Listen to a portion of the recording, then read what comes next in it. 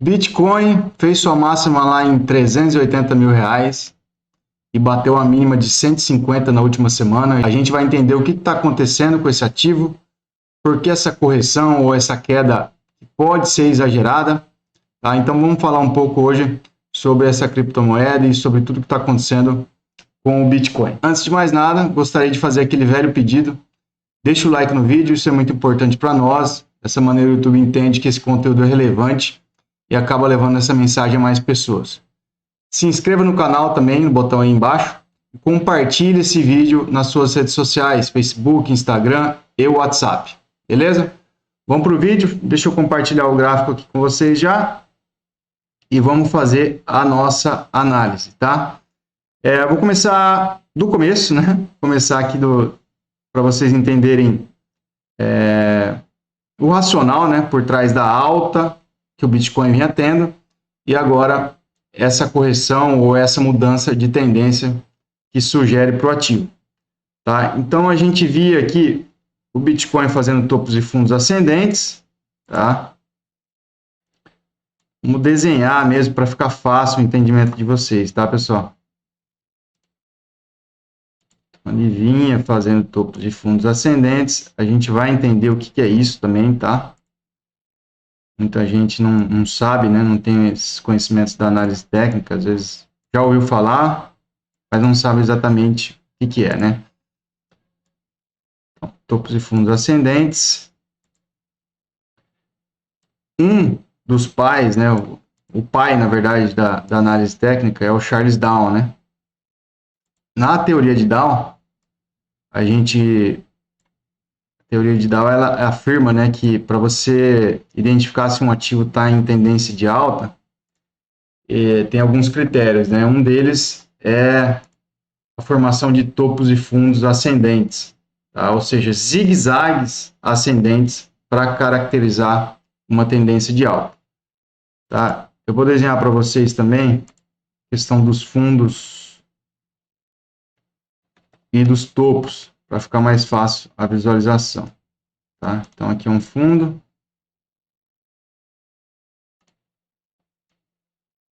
Outro fundo. Outro fundo. E aqui tem um fundinho também, né?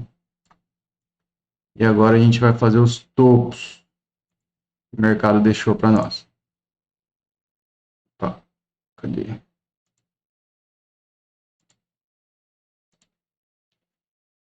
Topo.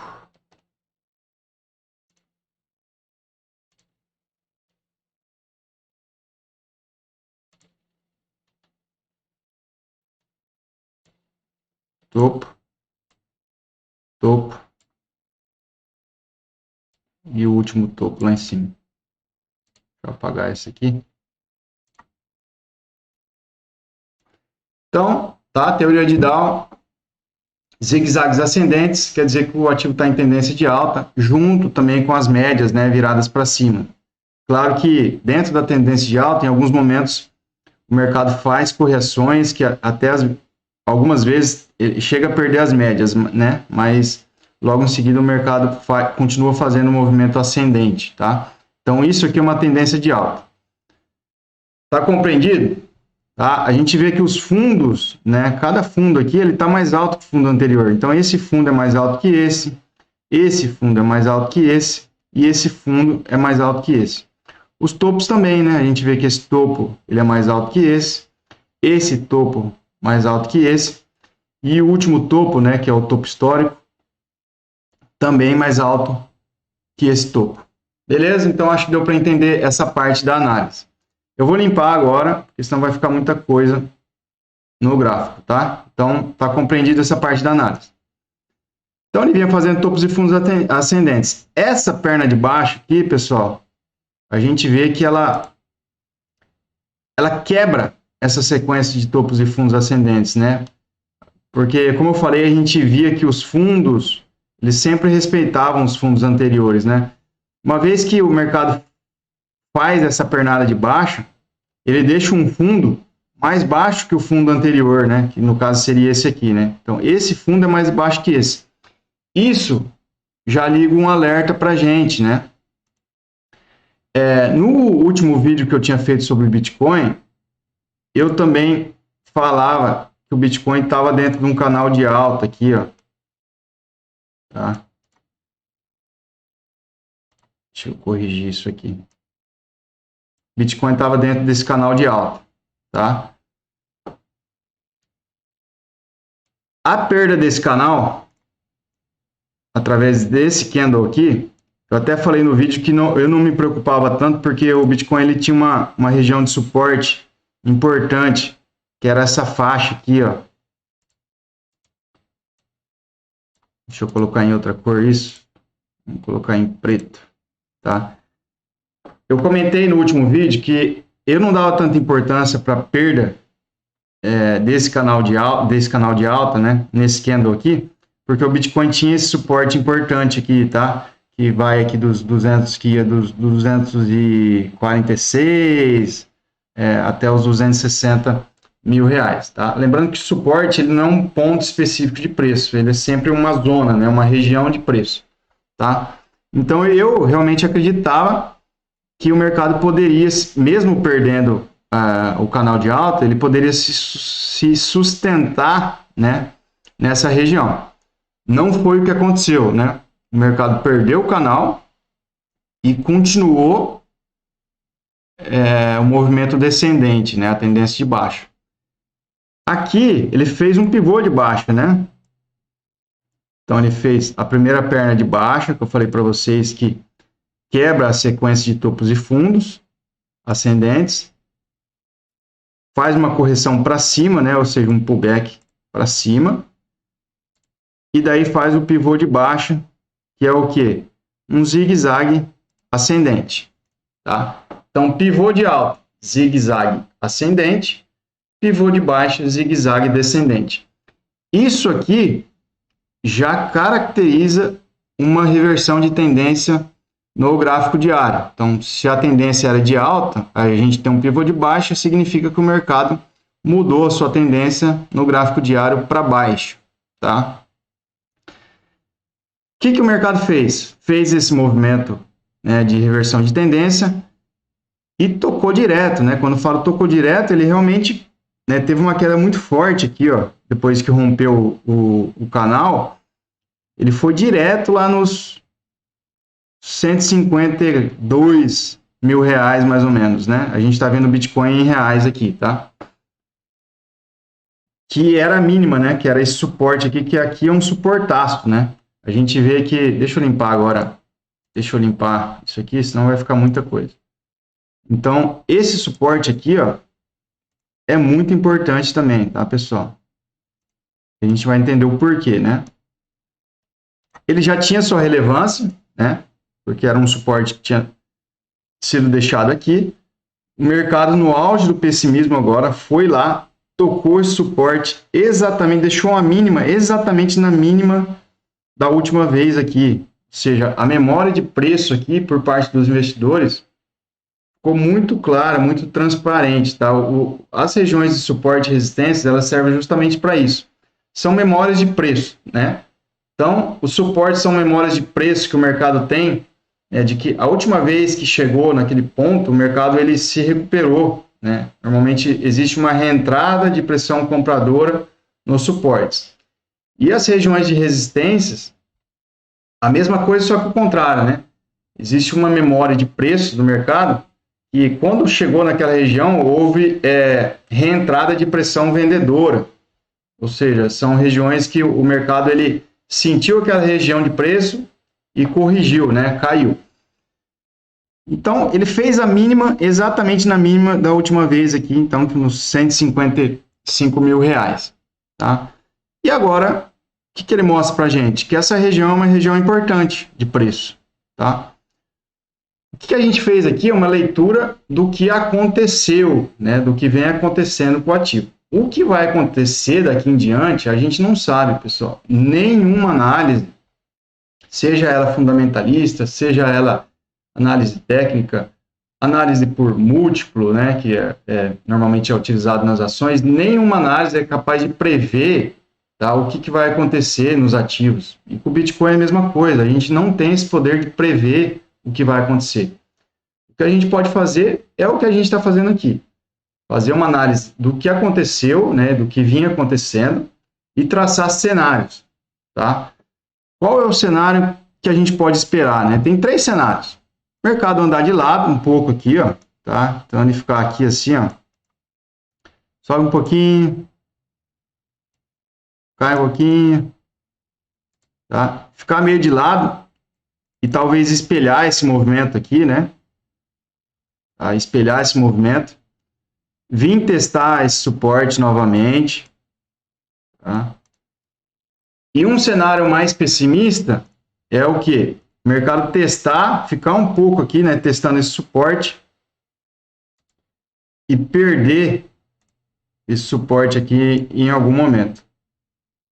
Tá? E perder esse suporte em algum momento. Se o mercado fizer isso, pessoal, é um sinal bem negativo. Tá? É um sinal bem baixista.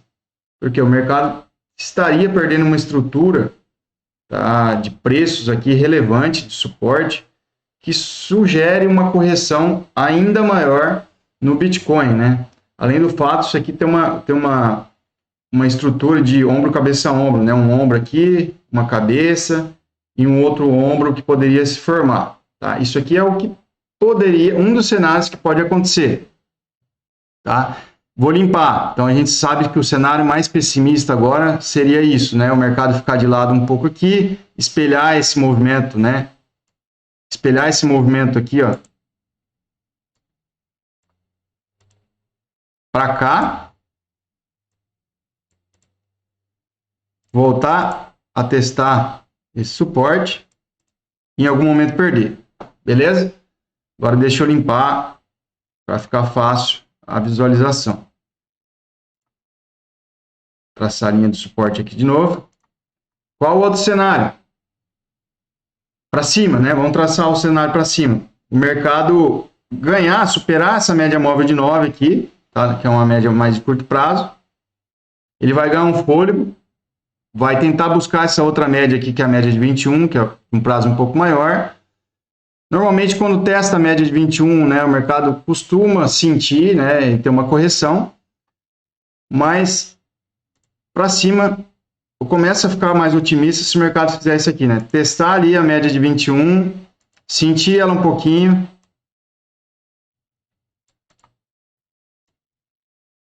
Tá? Corrigir para num determinado momento fazer o quê? Um pivô de alta, tá? Pivô de alta, como eu falei, seria uma reversão dessa tendência de baixa, né? Aqui a gente fez um pivô de baixa. Então, para a gente ficar mais otimista para o Bitcoin, do ponto de vista técnico, a gente deveria, né? Teria que esperar aqui um pivô de alta para daí sim falar, ó, o mercado ele reverteu essa tendência de baixa, né, do gráfico diário agora para uma tendência de alta. A expectativa agora é o mercado ir buscar o topo histórico. Então, se o mercado fizer um pivô de alta aqui, eu acredito que sim, que daí o Bitcoin pode voltar a vir ali testar as outras resistências, né, que seria aqui no caso 320 mil reais, depois topo histórico lá em 383 mil, tá? Dito isso, pessoal, acho que a análise do gráfico aqui deu para entender bem, né? Agora, como que eu posso me expor a isso, né?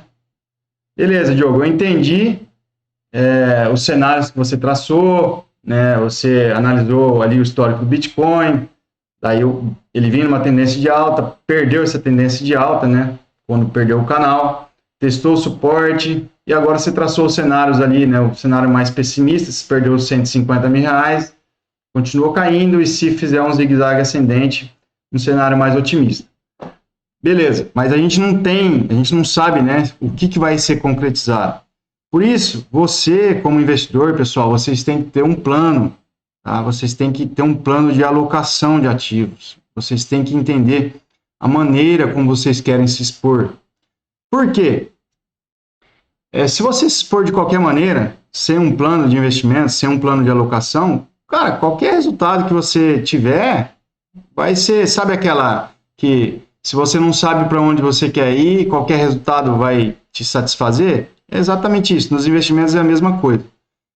Então, se você não souber o tamanho da exposição que você quer ter, qualquer coisa, qualquer resultado que você tiver, vai talvez lhe agradar, né? Mas quando a gente está falando de investimentos, isso pode te machucar.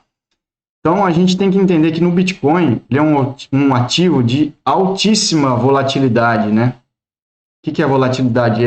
A oscilação dele é muito maior do que outras classes de ativos, como a própria renda variável, né, que são as ações, muito mais do que a renda fixa, né? Se ele é mais volátil que a renda variável, você imagina a volatilidade dele comparada com a renda fixa.